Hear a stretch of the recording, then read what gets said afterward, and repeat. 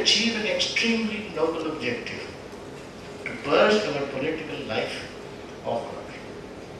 And to trivialize this, where you sometimes use a kind of language which is not always proper, or when you use ultimatums, or when people just wander around, or your celebrities and Bollywood actors, whose record is not always entirely honorable, using the same platform, getting the same legitimacy, you begin to ask yourself, here is a good man, a very sensible man who has proved record of fast and proved record of building a village. How come even this man has got sucked into a way of doing things which looks so cheap and slightly crude? This is what I mean by saying that the general erosion of sensibility doesn't just remain confined to public life, to political life. It also extends to other areas of life. So in the light of all that, I just want to end by pointing out 4 or 5 important lessons that I think we need to learn. First is, we must get out of this mantra where it says civil society good, state bad. It is true that 1/6 of our MPs in Lok Sabha have a criminal record. It is also true that 2 of them who were serving in jail were brought to book in the no confidence vote in Lok Sabha. We know all that. But there is no reason to assume that anybody who is not a politician is automatically good. In other words, there is no reason to assume that any movement coming from civil society is necessarily okay. The other important thing to bear in mind is that we have come to rely a little too heavily on isolated individuals. When something like this happens, the example that I have just given about corruption, we immediately think not of what people can do, we think immediately in terms of fasting, which seems to be the quickest way of doing things. And then we look around and say, who is the best man to do it? And the best man does it. Is this the way we want to run the country? Where every time you see an evil, the only method we can think of is son John is somewhere going on a fast. I will know. Is this how we want to run this? When Mahatma Ji had objections of all kinds, he developed the technique of Satyagraha. And Satyagraha had 8 different methods. Fasting was only one small part of it.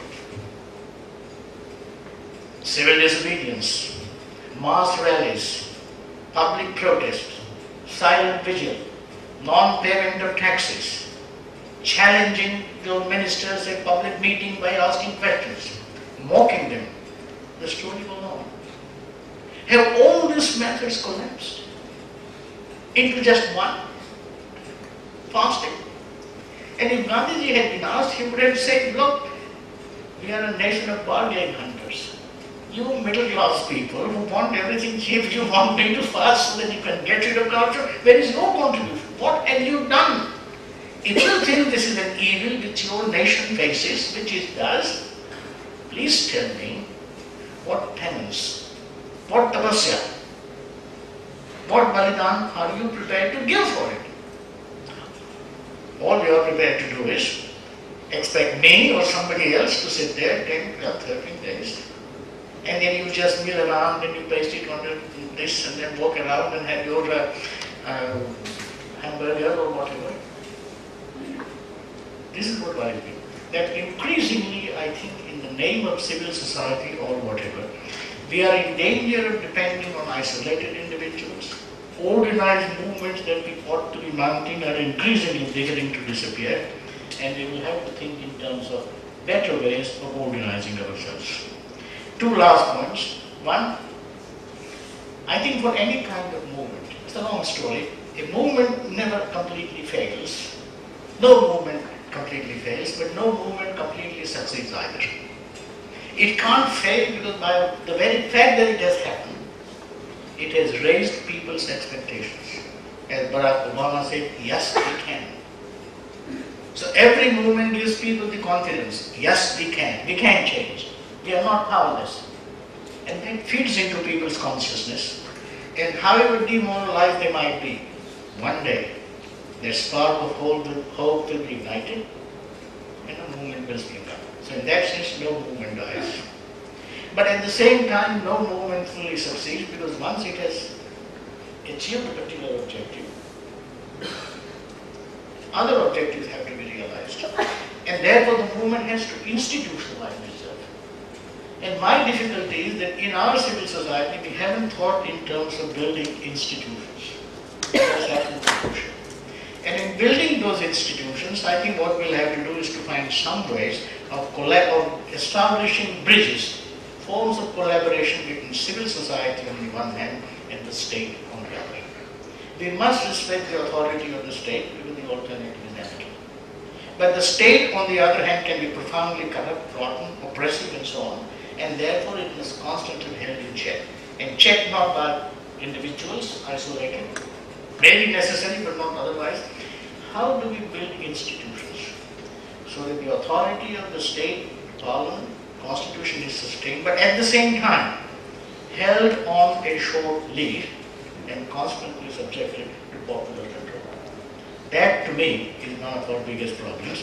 I think the idea of drafting and setting up a joint committee to draft the Lokpal bill earlier stage was a novel, wonderful idea, where the representatives of civil society, of course not elected, and therefore there has to be some better ways, where both civil society and the state can collaborate in creating a new project.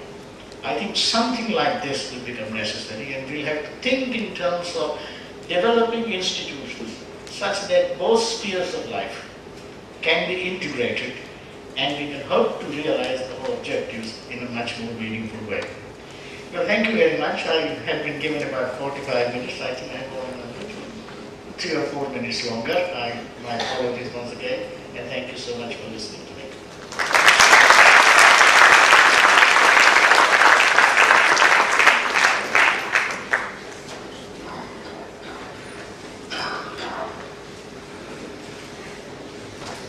So may I request you to accept some questions from the